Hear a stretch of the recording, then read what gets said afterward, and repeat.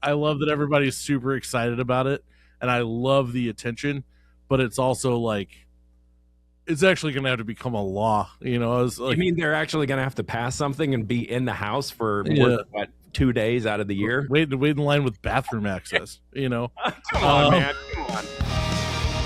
You're listening to The Freight Break on the BCS Freight Network with your hosts, Josh Haynes and Paul Gibson. Welcome to The Freight Break.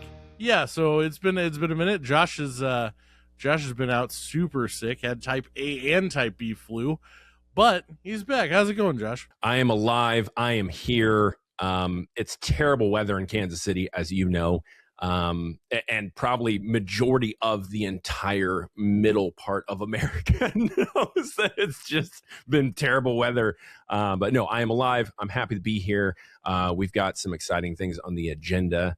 How have you been? Oh, I've been doing good. Yeah, I mean, like last Thursday it was 85 degrees. Today it's 35 degrees. I think Thursday it's going to be like 75 degrees. It's just but it's the same thing. It's the same thing with the transportation industry and now diesel prices. Like, oh, we're going to get up capacity. Everything is going to be great. Now these diesel prices are wrecking things for a lot of especially smaller carriers, which is why we have Jamie from Hellbent Express on here in a bit, and we'll talk to him to get the state of things actually on the ground. But other than that, I'm doing pretty good, hanging in there. Just about to launch some pretty cool stuff, and getting ready for that broker carrier summit in Kansas City that's coming up in about a month. If you have not signed up for it, make sure you register April 28th and 29th. It is going to be here before you know it. You're not going to want to miss it. It's going to be a really good time. A lot of relationships are going to be met. It's like a dating relationship, but you get something out of it instead of just heartbreak. But if you don't come to the Broker Carrier Summit, you are going to have heartbreak because you're going to be missing out. As well as you could also be sponsoring this show right here and have your face up in here, up in Paul's face. We'll have links in the description below if you want to, sponsor this episode, or if you want to sponsor anything around the BCS, we'll have links in the description below. Check it out and be part of the awesome team here. Yep, TLDR, sponsor the BCS. You can sponsor the Freight Break, or just show up, man. We're excited. It's coming up. You can build a lot of relationships, and that's the thing. That's so back in the day. I don't know. I think freight was a little rough around 2019. People were like, and then COVID happened, and we had that big boom, right? And then it just kept booming, and then 2023, it started to drop back down, and everybody was like, hey, this is just a correction. All those people who came in, haha, you're calling it a bloodbath, but it's just a removal of all the people that didn't understand, this is based on relationships. Well, since then, it's been like, oh, it's going to be better next quarter. It's going to be better next quarter. It's been 3 years. It's going to be better next quarter. And, you got people, with all like the non-domicile CDL enforcement of rules that actually already existed, but now possibly making that legal, hoping that pulling that out will increase capacity. But then you got to look at it, like just because you increase capacity, those prices are pretty set. You're not going to have people wanting to pay different prices. You could say that, oh, well, that's the market. You got to do it. But there's a lot to that. One, you actually got to pass the legislation. But it's also now with this super big jump in diesel prices, which we don't know how long that's going to last. It's starting to actually hit the people who have been doing it right, who have been building the whole thing on relationships. And I mean, we're all about transparency. We're all about intentionality. And we wanted to bring in somebody who actually is out there experiencing it and doing it correctly and trying to be a good steward of the industry and see what life looks like on the ground right now so that everybody can see what's actually happening. So, hey, Jamie, how's it going? It's going great. I'm still alive. Hey, that's, every day waking up, that's the most we can ask for. But yeah, I mean, with the tariffs, obviously last year going back and forth, and that sort of thing. And then now with like fuel going crazy, what you just kind of give me just an idea of like what the sentiment is actually like out there being a small carrier. What is life like for you right now? It's tough. It's been tough for the last 3 years, each year we say next year we're going to really that's when it's coming back, it can't go 3 years in a row, can it? And then here we are. It starts to make a little bit of a recovery and then fuel prices spike completely unexpectedly. Yeah, Um, well, I get that. Like I've been given the nickname Eeyore of Freight by a couple people because I'm very like I don't know why Paul's so jolly all the time. three years of next quarter, next quarter, next quarter. I'm like, no. And yeah, no, here we are. And like, and that was the thing is I know there was a big buzz around things looking like they were taking an uptick. And people saying like, oh, capacity is going to go up with all the non-domicile stuff like going on. And then yeah, all of a sudden fuel prices hit because why not? Because trucking. So like how I know that a lot of people, see it, they say it's short, but like we're probably a week or so into that. How is that hitting? uh, it's difficult to say. Right now we got that huge storm that's kind of dominating the entire North America. Um, that's real fun. Got a couple trucks snowed in, a couple of guys, just dealing with that on top of it. But I mean, that's trucking. No matter what, you live in this part of the world, you're gonna have to deal with weather. Uh, but fuel has been a huge issue. It's gonna come down to even a cash flow thing. If you think about it, I don't get paid for 30 to 60 days. So even if you get a fuel surcharge, you're spending that money now on the fuel today for money that you're going to get, 60 days from now. So, and it's such a large jump. Normally, fuel jumps just a little smidge, but when it jumps this high, this quick, you're sending out cash faster than it's coming in from loads you did 60 days ago. So that's the one thing that's been kind of haunting my nights is like, wow, do we have enough to even bridge that gap? Because it's going out so fast now because of the fuel. You just take a deep breath and hope for the best. That is something I wanted to ask you. How difficult is it trying to plan when, like you're saying, you're 30, 60 days out from getting paid and then fuel prices just skyrocket? And do you, I guess probably in an ideal world, you're planning ahead, trying to have a little bit more cushion for the fluctuation of fuel prices, but sometimes you can't predict the future, obviously. I mean, look at the trucking industry the way it is. How difficult is that when prices just skyrocket dramatically overnight? Well, in a perfect world, we would have been running financially great up till now, which wouldn't have been an issue. The issue has been we've been limping along, you know, with only 3 legs. One leg's a little gimp, and we're just kind of limping along. And now someone just hit the other leg. Now we're dragging the back end, just kind of hoping to, find some water or something. I don't mean to make an animal analogy here, like, but it's just how it feels. You know what I mean? It feels like we got no hind legs right now. We're just hanging on. But that's what, the industry's known for. People, you know, uh, it's kind of funny. They this get rich quick scheme in trucking is always been kind of foreign to me because I've been in it my entire life. There was no getting rich quick. Maybe back in 2021 there when things skyrocketed, there was big money to be had. But man, that was long ago now. I think too, I mean, obviously there's the old cliche, the quickest way to make $5 million or $1 million in trucking is to start with $5 million, right? Right. Right, And I that's mean, legit. with the way everything's set up, and I mean, it's a lot of people, now that I've spent time on the freight side, coming from my entire experience has been on the carrier side, I'm starting to realize like one of the disconnects that happens, especially because, like on your side, the carrier side, there's assets and, they're running and, doing the job for you. And like you have the assets and stuff. A lot of people like disconnect that and assume that it's kind of, there's a little bit more set it and forget it than they think that there is a little bit more set it and forget it than they realize. And it has been wild to watch. Like, so COVID, obviously, the capacity and all that, everything blew up and all these people jumped in and were making money. It was essentially a bloodbath in 2023. What is time? And everybody was just like, oh, it's just everything leveling out. But like, it's kind of getting to a point now where it's like the people with the relationships and the people that know what they're doing are starting to have like a rough time. Yeah, yeah, that's just it. Like, we felt pretty isolated and in a good spot, thinking that we'll be able to ride this out. This will last a year or two, kind of what it normally does.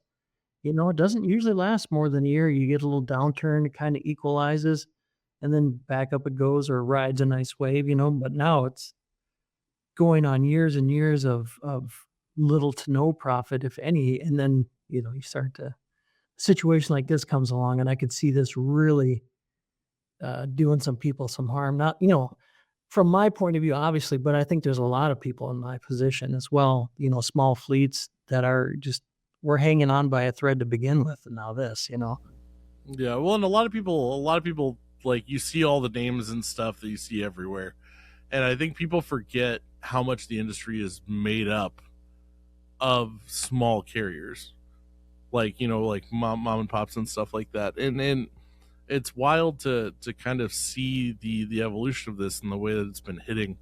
Do you? I'm of the mindset that I think there needs to be an overall change before anything like really shifts in the industry. I think it's going to take like a moment, like an instance. Do you? What are? I mean, obviously, you're hoping for the best, but like, what do you see happening to change any of this, or you kind of like it is what it is? I mean, if you want the truth, the thing that helps me stay up at night is the fact that I don't think anything's coming. We're all waiting for the government to do something, and the government is the entity that got us in this spot. So they're gonna help us. They got us here, and then now they're gonna reverse it. There's a lot of talk, certainly a lot of talk. I mean, but are they really doing anything other than talk? There's a few things happening. There's it's a little slowdown. They're getting a few guys off the road, but I mean, are they really making a huge dent in the issues? It's sort of shocking when people realize that there's, I don't know. Like you said, I agree with you in the sense that there needs to be a moment for it to shift. And I don't have a lot of hope that there's going to be a moment, you know, it's, we're just going to kind of keep going on the way we are possibly and just keep fighting and having to deal with, people importing, people willing to work for nothing. That's the hard part. We all like getting paid for our jobs. So I think the other thing too is like when it comes to like cheap freight and stuff like that, like a lot of people are like, oh, they'll bust them in from anywhere, and like they've been letting them go. And, like, yes, there is a lot of cheap freight that gets taken because of that in theory would make a huge difference. But it kind of makes you wonder with like the cost of goods and stuff like that, even though there's not like a huge, massive correlation to that. At some point, it's not just people from other countries coming over here and taking cheap freight. There are people who live here who also take cheap freight. you're right. Because I still have to take the freight to keep my people moving. You know what I'm saying?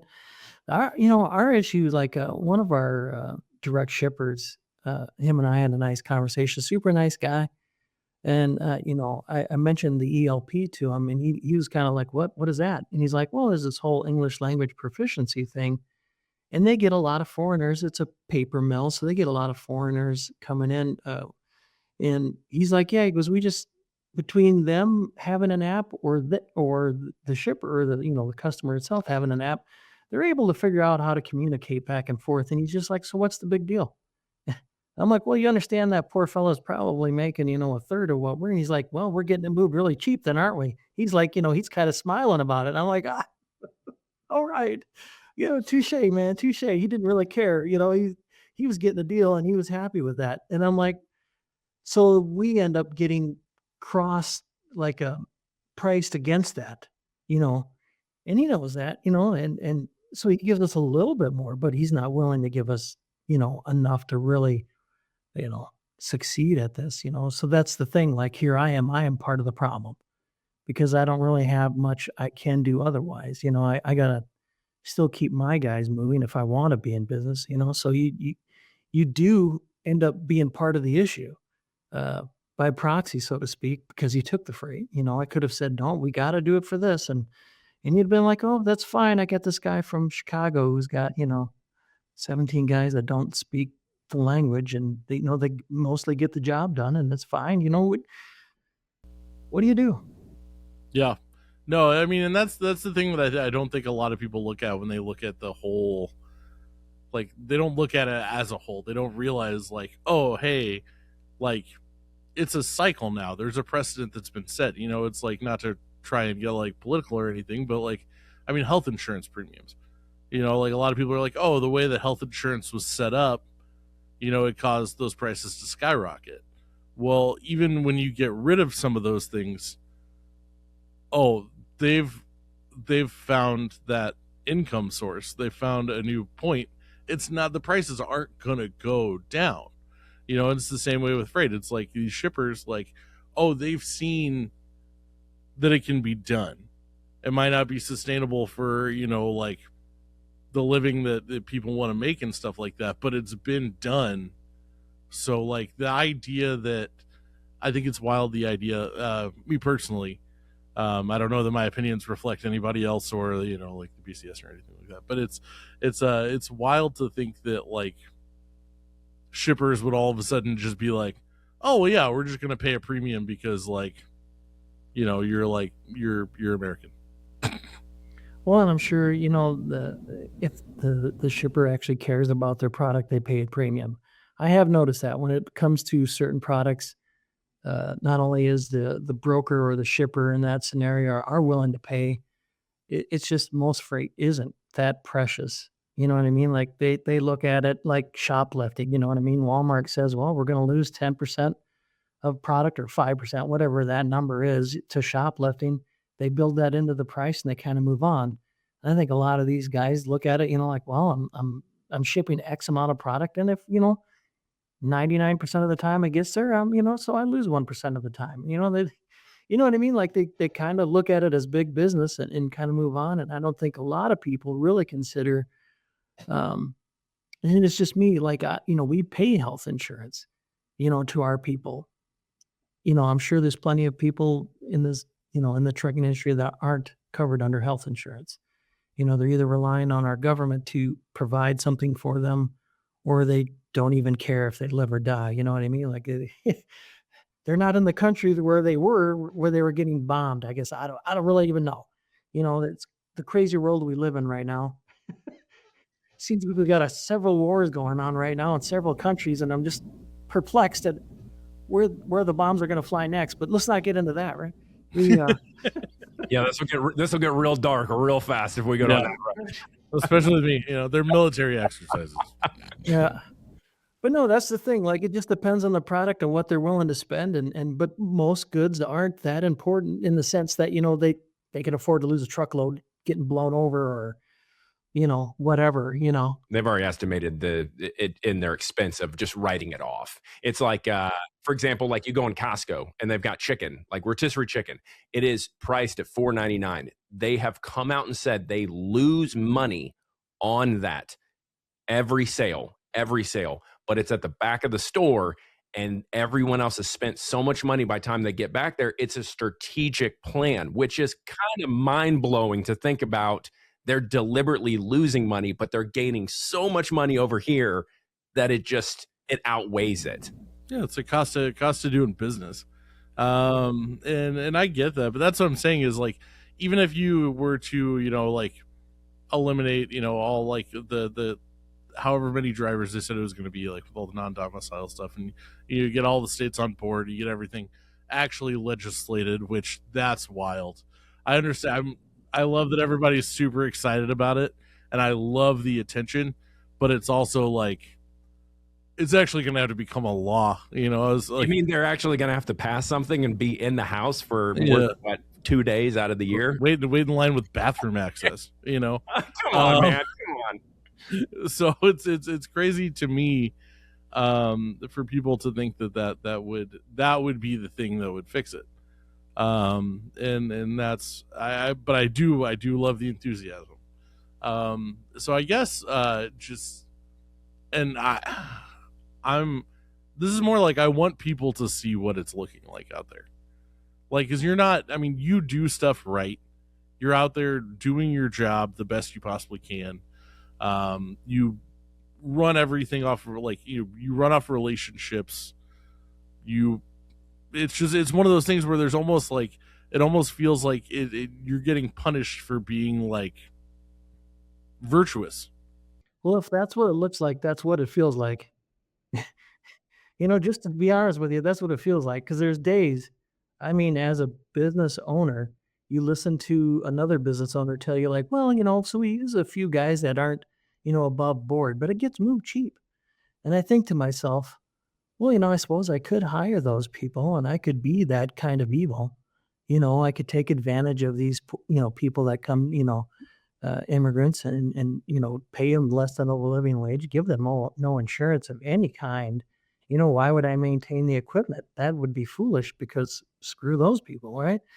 Like, and just cut corners everywhere you can and just be that person. I could do that, I suppose, as a business person, if that's how I felt about it. But that's not, I don't know. I could never do that, because I look at myself in that position. I'm a driver as well as a business owner. And, as a driver who worked for a company that was a pretty decent company to work for, they treated us like human beings, and that's all I'm looking for. So I can never do that. And that's the problem I really have with it. It has nothing to do with them speaking English or anything like that. My problem is they're taking advantage of those people, and they're getting hurt, but it's also hurting us. And the only people that are really succeeding in this is the people taking advantage of it. You know what I mean? The trucking company owner and the, shippers and receivers that are, getting their stuff moved just a little bit cheaper. Think about that. It's just a little bit cheaper. It's not really that much more to pay a really good wage in trucking from what there is right now. It's just a few $100s more a load. And on that adds up when you've got 100,000 loads you're moving. But when you move it across your product, it adds 2 more pennies or a penny to the product itself. You know what I mean? Like, just to be, like you said, virtuous about it, and that's the crazy part about our country. People don't look at those things. They just look at that bottom line number. They don't look at, you want to provide people that are going to leave money in this country. South Dakota and the Dakotas themselves, the number one job for males, non-educated, non-college educated, is trucking. That's what we do out there. We truck. It's a vast open land, so you got to move everything up by truck out there. And that's our number one job. Eliminate that job and see what happens. And that's sort of what's been going on. Guys don't want to get into trucking anymore, young men, because there's no money in it. When you look at, today's living wage, $100,000 sounds great, like it's big money, but in today's world, is $100,000 really that fantastic to spend your life in a truck? That's my point. Back when I was, young, $100,000 would have been fantastic. But you're buying a brand new vehicle for $15,000. I don't want to date myself right now, but you know what I mean? Like, a brand new pickup was $15,000. Now they're, $80,000. It's crazy. So for the base model, 80,000. Yeah. Make sure it isn't a diesel either, because that'll just, take well over 100. But that's my point in this whole thing, is like, I feel like we're taking advantage of everybody in that, and I think it's the right thing to do for all of us. And they can get some of these people. I would have no trouble hiring someone who could speak English and who has a work visa, and pay them a real wage. And that's my point. Like, they should be paying, maybe that's the process. Maybe the government's got to, here we go again with regulation. Like, the government's got to set a cap, I don't know. Well, I think part of it comes back to, the 1980, the Motor Carrier Act, and that sort of thing. But it's sort of almost like you've got like 4 different like groups of people, 4 or 5, who have all found a way to make money, but in order for something to get fixed, someone's got to make less money. And there's never going to be a situation where someone's not going to be fighting against something that should theoretically happen in order to not, like, because they're not going to go against their own self-interest. You know, I mean, that's what seems to kind of suck. Yeah. And I mean, I love that they're like, so like we were, BCS, obviously, we're all about trying to bring people together to move forward in this environment and do it the right way to help the supply chain be the best that it can, and do it in a way like with integrity to where it's actually sustainable. But it's hard. I mean, that's why networking is important and community is important. Yeah, it's got to be so tight out there, and that's why I wanted to hit up somebody like you who's out there in the trenches on the carrier side, who doesn't have like big backing or anything like that, and you're just trying to make it through the best you can. It has actually been inside a truck. I have learned that. So I did not come from trucking anything in the background. Came over, started shooting a lot of videos, a lot of commercials. I've known Paul forever. So I got to see from his eyes, got to, be on the ground level, meeting drivers, seeing the real people that are moving the trucking industry. And then I figured out that that's not normal, that a lot of people haven't even been inside a truck. They don't know what it looks like, what it smells like, anything like that. And everything you were saying earlier about you could do it cheaper, but something's not right about it. That's because you have this thing that's called integrity, and it's a dying breed, unfortunately. However, I do like that you are weighing out, the risk versus reward on that. And you're not just looking at trying to do the cheapest rate. And like you're saying, it's not just about someone that maybe can speak English, for example. It's making sure it's someone's qualified that's doing that, because they are in the road. They're next to me, my family, Paul's family, your family. It's more than just the bottom dollar. And I think a lot of people forget of that. And I really like that you were, you're very forward thinking in that, as in it's more than just that bottom dollar. Yeah, I mean, that's the thing. Like, you bring up the qualifications. I mean, look at the massive accidents we have these days, and it's mainly trucks. I mean, like, just getting up in the middle of things and making it worse. Multiple trucks staged too close going down the highway. It's kind of like NASCAR, one little bump on the Talladega Speedway. Next thing you know, 15 cars go into the, into the grass. And that's what trucking feels like these days. I mean, having driven 35 years now, like, I don't recall that ever being an issue until these last 6, 7 years. And suddenly it's everywhere. And it's just inexperience and unqualified people who don't necessarily care about the people that are around them. Growing up, just knowing that, the damage a semi truck can do to a small car. Yeah. You know what I mean? I try to give people the benefit of the doubt. I always give them room. And if they make a mistake, I don't want them to make a mistake in front of me. So I'm very cautious. And I notice there's not a lot of caution anymore out there. There's a lot of recklessness, which is not good, with big trucks. And that's probably more, on the subject than anything, is just these people coming in and being unqualified and never driven in this country before. Could you imagine? Like, I was thinking about this the other day. I'm like, can you imagine if, like, I went to, Europe, and the roads are super small and cramped, and just how they do things over there? I've heard, never been there. And I'm like, can you imagine just getting thrown into it and being like, oh, here you go, and being expected to do it well. I don't speak any other language than English. I barely speak that, if I'm being honest with you. You know, Try saying a word that has 3 S's in it once. I can't anymore. I'm at that age. I can't say those words. Uh, so it's one of those things where if I was in our families are more important than that. You know what I mean? Like, the people around us are more important than that. This industry is so fantastic and important to this country. That's what makes America so darn great, is the trucking part of it. the fact that you can have something 3 days later anywhere in this country.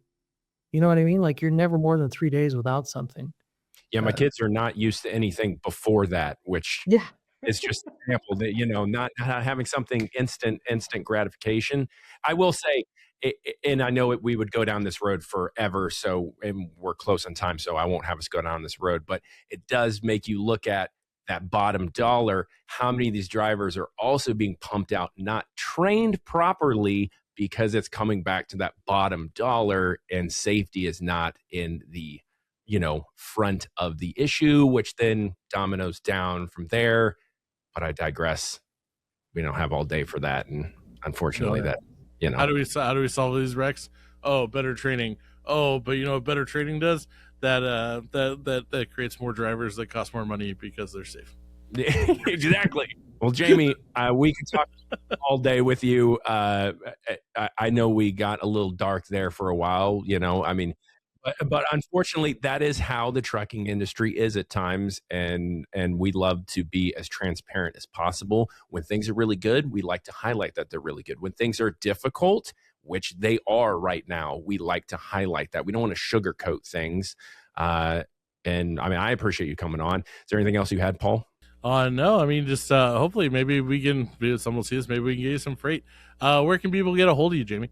Best way is email me at jamie@hellbentexpress.com, but you can find me on any social media platform at hellbenthagen. So I'm on them all. He will move the freight for you, safely. Yeah, our guys are pretty damn good. I gotta admit, we got a good crew. I wonder if maybe if you took an approach of like what they do with produce now and stuff, and just figure out some sort of ethically sourced or organic label for your There's got to be a title to that, right? Yeah, there's got to be something there. All right, well, thanks for coming on. This is the Freight Break. Catch you next week. See y'all later. You've been listening to the Freight Break on the BCS Freight Network. And now, you're not.